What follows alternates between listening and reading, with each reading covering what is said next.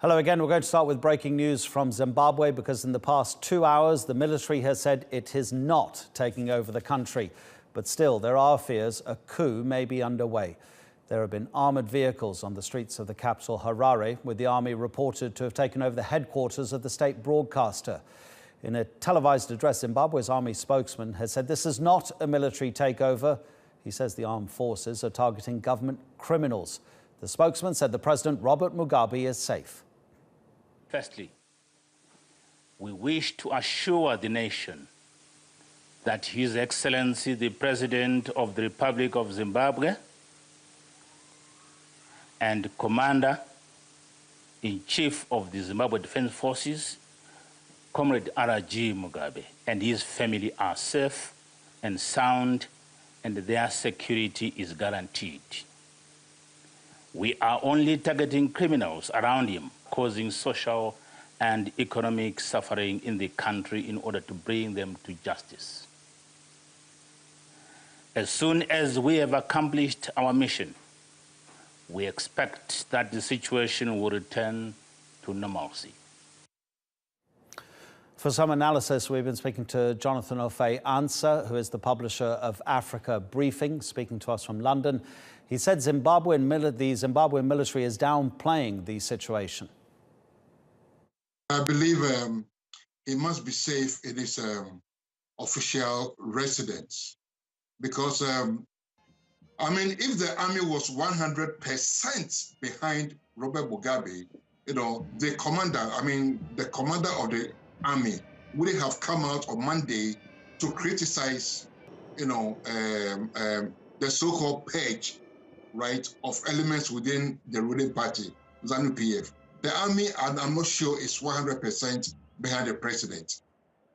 But because, what they step into, they don't necessarily have to arrest or harm, the president, right?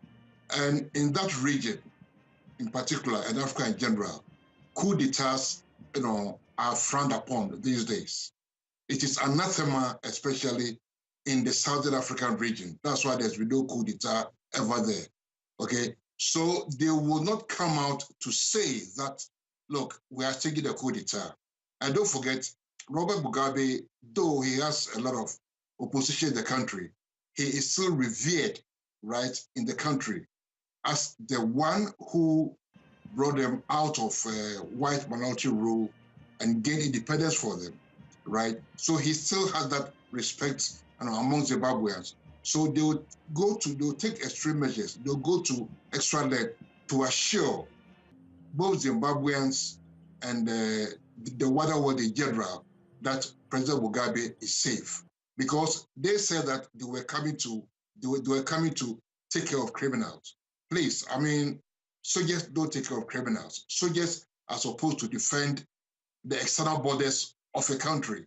Okay, so and taking care of criminals is the work of the police. So what criminals are they coming to take care of? So they are trying to sort of sanitize, couch this in a language that wouldn't raise any alarm across the region. That's Jonathan Ofei-Ansah speaking to us earlier from London. But Reuters, the news agency, just literally in the past 90 seconds, has filed this development to us. It says Zimbabwean soldiers and armoured vehicles have blocked roads to the main government offices, to the parliament and the courts in central Harare. This is an eyewitness that has spoken to the Reuters news agency, saying that these access roads to government offices, the parliament and courts in central Harare have been blocked by the military, but that other people seem to be going about their lives normally, with people taking taxis to work and queuing for cash outside banks. We'll keep you right up to date on the situation.